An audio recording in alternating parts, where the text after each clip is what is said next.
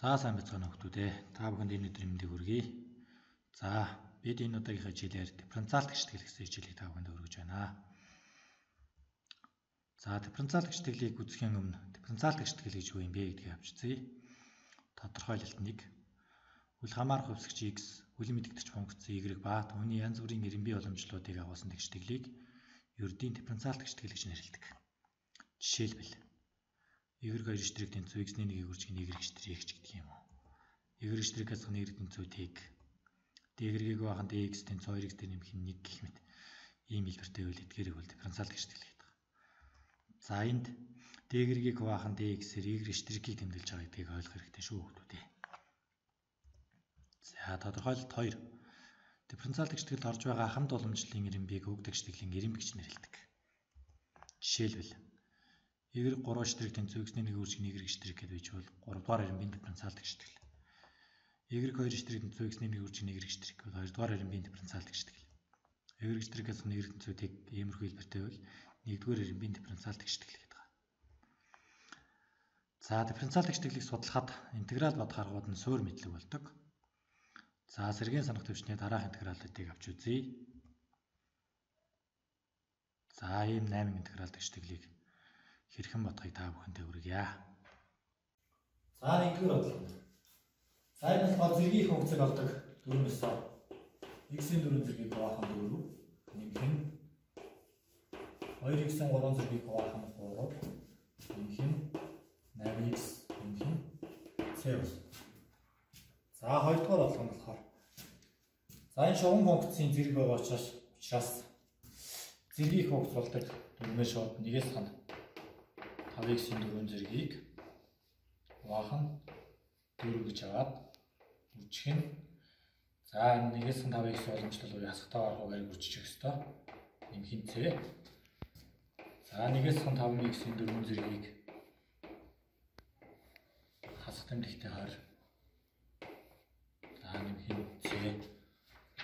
За 3 дахь интеграл нь болохоор за y-ийн интеграл учраас y-тэй нэмэх нь 2. Нэмэх нь c гэж хэвээрээ гарна. За 4 дахь интеграл нь болохоор за натурал логарифм 2x-тэй нэмэх нь 1 баахан 2, 2x-тэй нэмэх нь 1 боломжтой байгаа ч юм эсвэл нэмэх нь c болно. За дөрөвдөх нь болохоор за айлгүрийн баталгааг бид нар тодорхойгүй бас коэффициентийн аргаар нийлбэрт задлаад өмнөх хичээл бид нар сурцсан байгаа. Тэгэхээр тэрнгээрээ энэ хуваараа нийлбэрт задлаад өгөхөөр x-ний 1-ээс хасах нь x-тэй нэмэх нь 1-ний 1 dx хэлбэртэй болно. За тэгээ энэний интегралыг бодохоор натурал логарифм x-ийг баахан x-тэй нэмэх нь 1 нэмэх нь c болно. За 6 дугаарх нь болохоор за 6 нь болохоор таблиц интеграл гэж байгаа. За энэ болохоор арксинус x нэмэх нь c гэсэн таблиц интеграл байна. За 7 дахь нь болохоор синус x их функц нь хасах тэмдэгтэй косинус x байдгийг хүүхдүүд мэдж байгаа. Сон косинус x нэмэх нь c болно.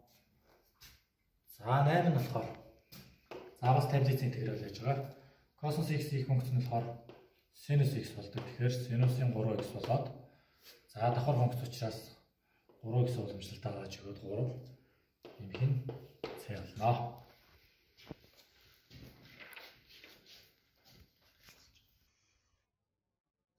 За дифференциалт гиштгэлээс ерөнхий боловсролын дунд сургууль болохоор хувьсгчийн ялгагдах 1-р эрен биеийн дифференциалт гиштгэлийг судалдаг.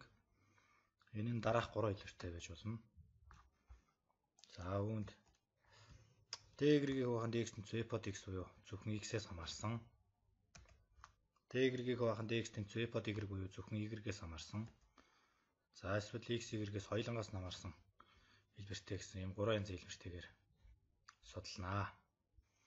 За эхний хэлбэр буюу x-ээс хамаарсан дифференциалт гиштгэлийг бод харахтаа танилцъя. За энэ дээр энэ жишээ 1, жишээ 3 гэдэг 3 жишээг бодлоготойгоор авч үзье. Жишээ 1 d-ийг баахан dx тэнцүү x квадрат гэсэн гиштгэлийг бодъё. За хувьсгчдаа ялга бол d-ийг тэнцүү x квадрат dx болно. За хоёр талаас нь интеграл авбал за энэ y-ээс хамаарсан интеграл учраас y болно. x квадрат их функцаар x кубыг хуваах нь 3 нэмэх c. За эндээс y тэнцүү 3-ны x куб нэмэх c гэсэн ерөнхий шиг гарч байна. За жишээ 2. Y штрихт дээр нэмэх нь x зэрэг тэнцүүтийг. За пункт C ийм нөхцөлийг хангах тохиолдлыг авлаа. За y штрих гэдэг бол өөрөө d-ийг хуваах нь dx гэсэн үг. За тэгштгэл маань эндээс d-ийг хуваах нь dx тэнцүү хасах тэмдэгтэй x зэрэг гэсэн функц хийж. За хувьсгчаа ялган бол d-ийг тэнцүү хасах тэмдэгтэй x зэрэг dx. За хоёр талаас нь интеграл авбал y тэнцүү хасах x зэрэг нэмэх нь c болно. За энэ бол энэ тэгштгэлийн ерөнхий шийдвэр болж байгаа. За энэ нөхцөлдөх тухайн шийдвэр болох хэвээр. За тэгэхээр y-ийн оронд 3-ыг x-ийн оронд t-ийг орлуулбал за тэгштгэл маань юм болж байна. Эндээс c бол 4-тэй тэнцүү гэсэн юм. За c-ийг буцаад орлуулбал y тэнцүү тэмдэгтэй x зэрэг дээр нэмэх нь 4. За энэ бол y-ийг нэмэх нь x зэрэг тэнцүүтэй тэгштгэлийн y-ийг тэнцүү 3 гэсэн нөхцөлийг хангах тухайн шийдвэр болно. За жишээ 3. y-ийг тэнцүү 1-ийг хуваах нь язгуур доор 1-ээс x квадрат тэгштгэлийн за энэ нөхцөлийг хангах тухайн шийдвэр болох ёстой. За анхны нөхцөлийг янз бүрийн аргаар өгч болдог. За тэгэхээр өмнөх болгон дээр нэг тохиолдол байсан бол за энэ тохиолдол бас арай өөрөөр бичлэгдсэн байна. За тэгштэглээ бодвол d-ийг хуваах нь dx тэнцүү 1-ийг хуваах нь язгуур доор 1-ээс x. За эндээс хувьсгчаа ялгавал d-ийг тэнцүү dx-ийг хуваах нь язгуур доор 1-ээс x квадрат x квадрат. За хоёр талаас нь интеграл авбал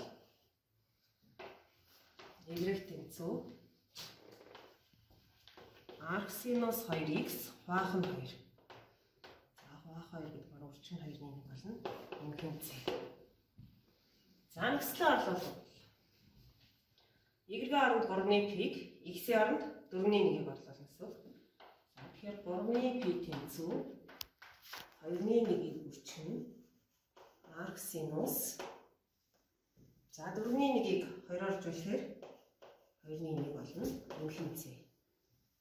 За эндээс 3-ны p тэнцүү 2-ны 1-ийг үрчгэн за арксинус 2-ны 1 гэдэг маань 60 градус буюу 30 градус буюу 6-ны p нэмэх c. За эндээс 3-ны p тэнцүү 12-ны p нэмэх c болоод c тэнцүү 12-ны 3p буюу радад 4-ны p болно. За эндээс тухайн тохиолдлын шийд маань y тэнцүү 2-ны 1-ийг үрчгэн арксинус 2x нэмэх нь 4-ний p боллоо. За эндээс бид нар x-ээс хамаарсан дифференциал тэгштэглийг бодохдоо d-ийн нэг талд үлдээгээд бусад x-ээс хамаарсан функцаа болохоор тэнцвэрийн тэмдгийг нөгөө талд ялгах замаар боддгийг бид нар сая 3 жишээн дээрээс харлаа.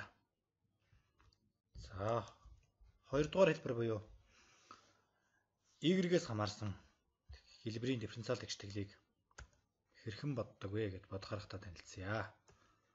За бас 3 жишээ авч үзье. За жишээ 4. d-ийг хуваах нь dx тэнцүү 4 зэргийн язгуур доор y-ийн 3 зэрэг. За хувьсгчаа ялгавал d-ийг хуваах нь 4 зэргийн язгуур доор y-ийн 3 зэрэг тэнцүү dx. За тэгтээ хоёр талаас интеграл авбал За нэгийг хуваах нь дөрвөн зэргийн язгуурдаар y-ийн 3 зэрэг гэдэг бол y-ийн хасах дөрвийн 3 зэрэг. За тэндээс их пункт авбал y-ийн 4-ийн 1 зэрэг. 4-ийн 1 тухайн гэдэг маань 4-өөр үржүүлнэ. Тэнцүү x дээр нэг тэнцээ. За тэртгэлээ хайртлыг 4 тухайвал y-ийн 4-ийн 1 зэрэг тэнцүү x-ийг хуваах нь 4 нэг тэнцээ. За y тэнцүү хайртлыг 4-ийн 1-ээр 4 зэрэг төвшүүлвэл x-ийг хуваах нь 4 зэрэг нэг тэнцээгийн 4 зэрэг. За ингээд d-ийг хуваах нь dx тэнцүү 4 зэрэг язгуурдаар y куб гэдэг тэгштгэлийн ерөнхий шийд бол y тэнцүү x дээр нэмэх нь 4 x-ийг хуваах нь 4 нэмэх нь c-ийн 4 зэрэг гэсэн шийд гарна. За жишээ 5. y штрикаас асах нь y квадрат асах нь нэг тэнцүүтийг байх. Тэг нэг цэгийг дайрах морин тэгштгэл бич. За энэ бол тэгштгэлийн техник цэгийг дайрах тухайн шийдийг бич гэсэн үг. Өөрөөр бол за тэгштэглээ бодвол y штрик гэдэг маань d-ийг хуваах нь dx. За y квадрат асах y квадрат асах нэгийг зүгийн нөгөө тийш нь ялгавал y квадрат нэмэх нь 1 болно. За хэсэгч айлгаар d-ийг хуваах нь y квадрат нэмэх нь 1 тэнцүү dx. За тэгштгэлийн хайртлаас интеграл авбал нэгийг хуваах нь y квадрат дээр нэмэх нь 1 их функц нь арктанс y. За dx их функц нь x дээр нэмэх нь c. За dx-ийн 1 байгаа гэж үзнэ. Эндээс хоёр талаас нь тангс авбал y тэнцүү тангс x дээр нэмэх нь c гэсэн. За энэ бол анхны өгсөн тэгштгэлийн маань ерөнхий шийд болно. За энэ тэгштгэлийн техник цэгийг дайрах тухайн шийдийг олох ёстой. За тэгэхээр y-ийн оронд 1-ийг x-ийн оронд t-ийг орлуулвал тангс c бол нэгтэй тэнцүү гэсэн болно. Эндээс c бол 4p. За шийдээ орлуулбал y тэнцүү тангс x дээр нэмэх нь 4p. За энэ бол техник цэгийг дайрсан тухайн тохиолдлын шийд байна. За жишээ 6. y штрих тэнцүү нэгийг хуваах нь синус y. Тэгштгэлийн шийдийг болно. За d гэдэг бол y штрих гэдэг бол d-ийг хуваах нь dx. Тэнцүү нэгийг хуваах нь синус y. За хавсагчаа ялгавал синус y тэнцүү синус y d тэнцүү dx.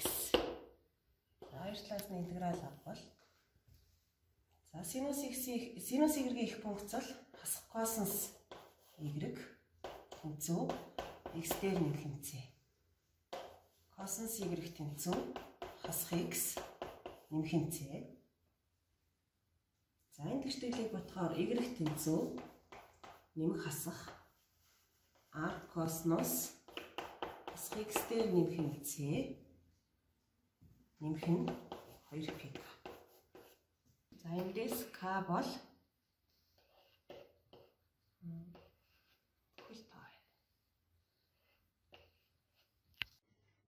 за сая бид y-гээс хамаарсан нэгдүгээр ирэмбийн дифференциал тэгштэглийг хэрхэн бодох тухай авч үзлээ. За нэгдүгээр ирэмбийн y-гээс хамаарсан дифференциал тэгштэглийг бодохдоо dx-ийг тэнцүүгийн тэмдгийн нэг талд y-гээс хамаарсан функцаа d-тэй тэнцүүгийн тэмдгийн нөгөө талд ялгах замаар боддог байх нэ. За одоо дараагийн хэлбэр буюу x y-гээс хоёулангаас хамаарсан дифференциал тэгштэглийг бодохтой танилцъя. За энд хоёр жишээ авч үзье. За жишээ 7. d-ийг хуваах нь dx тэнцүү x квадратыг өрчгөн y. За энэ тэгштэглээс хэсэгчээр ялгавал d-ийг хуваах нь y тэнцүү x-ийн 2 зэрэг dx. За тэгштгэлийн хоёр талаас интеграл авахаар натурал логарифм y тэнцүү x-ийн 3 зэрэг хуваах нь 3. За нэмэх нь C-гээ натурал алгоритм C гэж бичиж. За тэгэх юм бол натурал алгоритм C-г тэнцвэрийн нөгөөдлөөр оруулахаар натурал алгоритм Y-ийг хуваах нь C. Логарифмын чанар ашиглахаар. Тэнцүү x кубыг хуваах нь 3. За эндээс Y-ийг хуваах нь C бол Y-ийн x кубыг хуваах нь 3 зэрэг. Буюу эндээс Y бол Y-ийн x кубыг хуваах нь 3 зэрэг үржих нь C болно. За энэ бол Y-ийг хуваах нь dx тэнцүү x квадрат y гэсэн тэгшдэглэлийн үнэхээр шийдвэр байна. За жишээ 8. Нэг дээр нэмэх y квадратыг үржих нь dx асхан нэгээс x квадрат үржих нь y тэнцвэрийг. За тэгшдэглийг нэг дээр нэмэх y квадрат dx. За энэ хэсгийг тэнцвэрийн нөгөөдлөөр байлбал нэг дээр нэмэх нь x квадрат dy болно. За хэсэгчийн айлга бол dx-ийг хуваах нь нэг дээр нэмэх нь x квадрат тэнцүү y-ийг хуваах нь нэг дээр нэмэх нь y квадрат. За хоёр талаас нь интеграл авбал нэгийг хуваах нэг дээр нэмэх нь x квадратын их функц нь арктангс x нэмэх нь c. За нэмэх нь c-гээ арктангс тавьчих. Арктангс c гэж бичиж. За нэмэх нь тэнцүү. За нэгийг хуваах нэг дээр нэмэх нь y квадратын их функц бол арктангс y. За тэгшдэглэлийн хоёр талаас тангс авъя. Тангс авах тэгэхээр эндээс тангс. За эндээс бас тангс авах гэсэн үг. За энэ бол тангсын хоёр өнцгийн нийлбэрийн томьёо.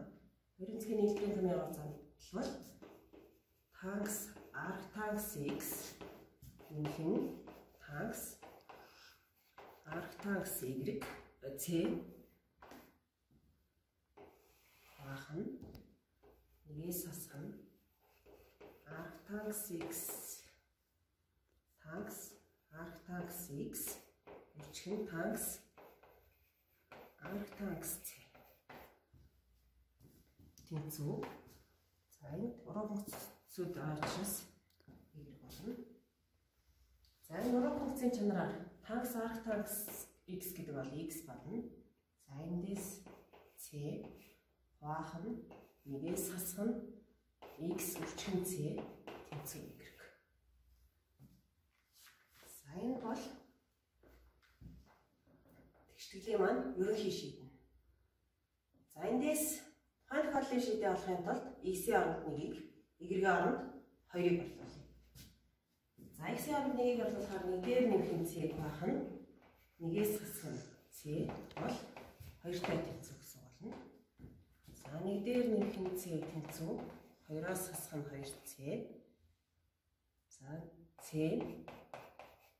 нэгээс л батах хэрэгтэй. Хоёр тэгтээ тэнцэж байна. За энэ тэгшдэглийг бодохоор c тэнцүү 3-1 гарна. За 3-1 c-ийн оронд орлуулаад бичвэл y тэнцүү 3x дээр нэмэх нь 1 хуваах нь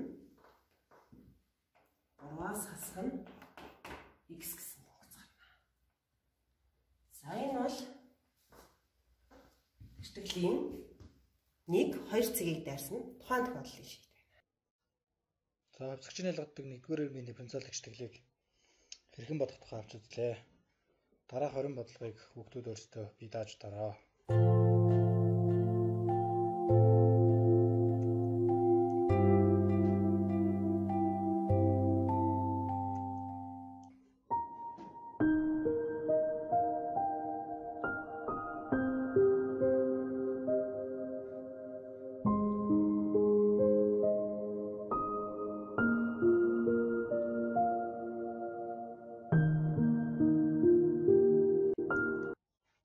анхаарал хандуулсанд баярлалаа.